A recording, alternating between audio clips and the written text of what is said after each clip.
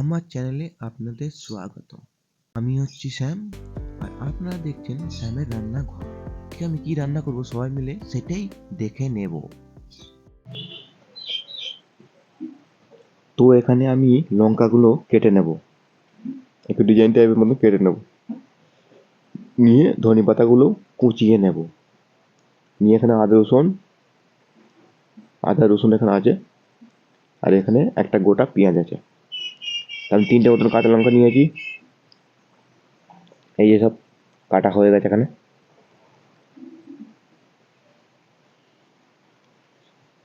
এরপরে আমি এগুলোকে সব একসঙ্গে বেটে নেব।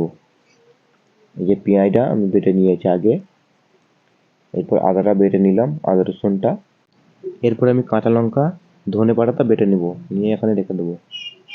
এরপর আমি 1 চামচ হলুদ গুঁড়ো দেবো, 1 চামচ লঙ্কা গুঁড়ো, খানিকটা মতন সরষের তেল দেবো।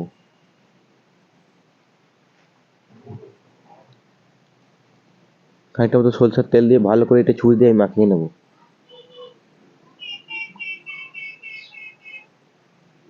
ছুরি একটু ঘেটে নিচ্ছি, ছুরিতে না হলে হাত দিয়েই মাখিয়ে নেব। ছুরিতে একটু ভালো করে ঘেটে নিয়ে আগে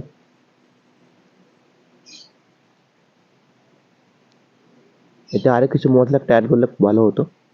এখানে আমি গোলমরিচ দিতে পারতাম, একটু স্বাদ মতো নুন দিয়ে দিলাম, একটু গোলমরিচ যেমন আমি এখানে দিতে পারতাম, আমি ইচ্ছে করে দিইনি কারণ আমার কাছে ওই জিনিসটা এখন নেই। চলো একটু হাত দিয়েই মাখিয়ে নিই। এরপর মশলাটা, এই যে মাছগুলো আমি এরকম আড়ে কেটে নেব, দুটো কাট মেরে দেবো। এই মশলাটা মাখালে একটু ভেতরে ঢুকে যাবে। মেন করে মাখিয়ে বেশ ফ্রিজে আধ ঘন্টা মতন রেখে দেবো। তো আপনারা কি ভাবছেন, এই চ্যানেলটা কি সাবস্ক্রাইব করে নিন, এখন রান্না প্রায় দেখতে পাবেন। এই যে আমার মাছ কাটিং রেডি হয়ে গেছে, এখানে সব করে কেটে নিয়েছি, এখানে পাঁচ পিস মাছ আছে। তো এরপর এতে আমি ভালো করে মশলাটা মাখিয়ে নেব।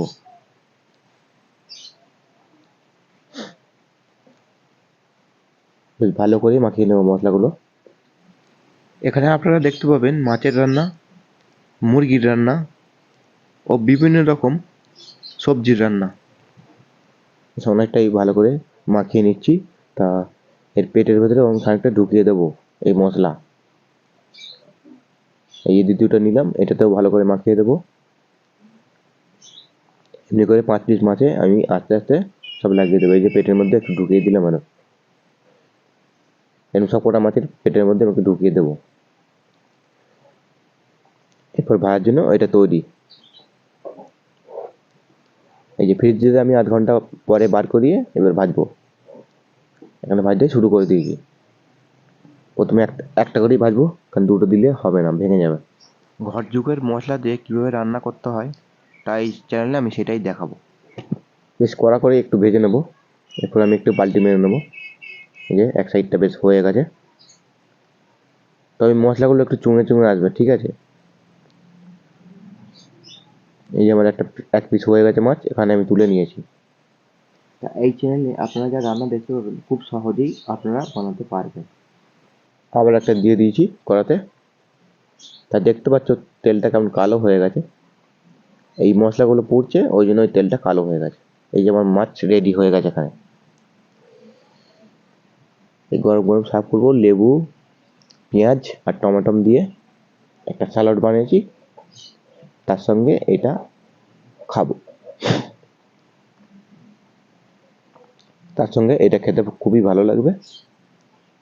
তা আমি এখানে করেছি এই যে লেবু, পেঁয়াজ আর টমেটো, একটু ধনেপাতা উপর থেকে ছড়িয়ে দিয়েছি।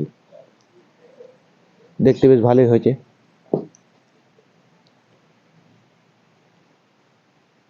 এবার খেতে কেমন হয়েছে সেটা ভালো করে আমি খেয়ে একটু বলে দেবো।